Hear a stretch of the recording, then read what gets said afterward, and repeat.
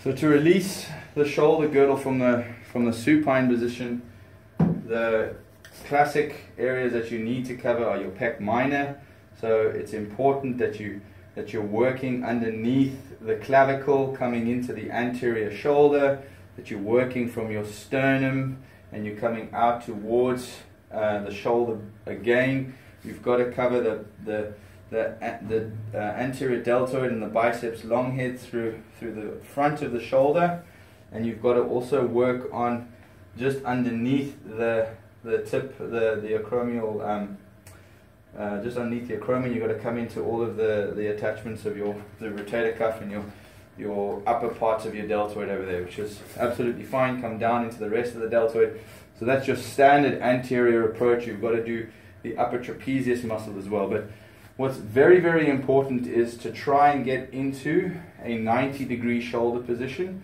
Often I end up holding the hand and doing the same muscle. So coming in through all of these chest muscles, the pec major, the pec minor, coming into the anterior chest, trying to release this tissue all the way across the front. Coming across the deltoid, anterior deltoid and the biceps, coming through this tissue over here and releasing that, and progressively working towards a position where I can get the hand behind my athlete's head.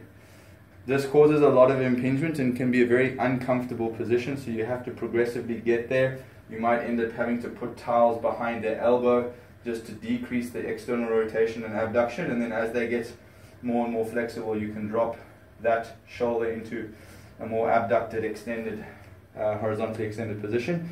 Now this tissue, the lats tissue that you've addressed from the prone position, you need to also get into this tissue from the anterior position. Triceps, lats, teres major, even your subscapularis, you need to get into. So all the stuff that we were looking at just a minute ago from the prone position, we flip him over, get him into the supine position, and I normally start laterally. I'll come through my triceps muscle tissue over here, come into my insertions of my lats. We've got to come really deep in here. There's this bulky tissue, so we've got to come back towards where we were working before in the prone position, and we've got to get all of that tissue, and then we've got to work our way along this lateral border of the scapula all the way down. You're looking to come to at least mid-torso. You can go even lower as well, depending on if you find any tightness, particularly bad tightness within the lats that you need to work.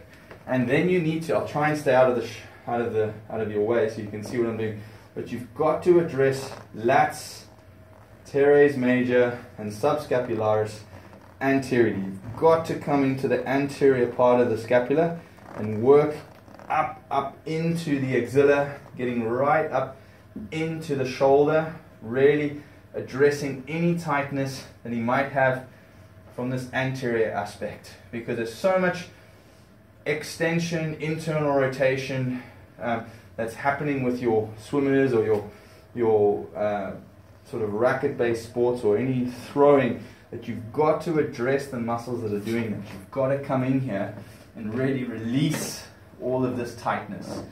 So make sure that you don't just treat in a prone position. Make sure that you're coming into the anterior aspect and you're really working all of this tissue, because it's absolutely critical to make sure that this tissue is soft and loose as well. Otherwise they will get impingements up in the shoulder girdle. So anterior, posterior approaches, both needed if you want to clear off your impingement in your shoulder. Done.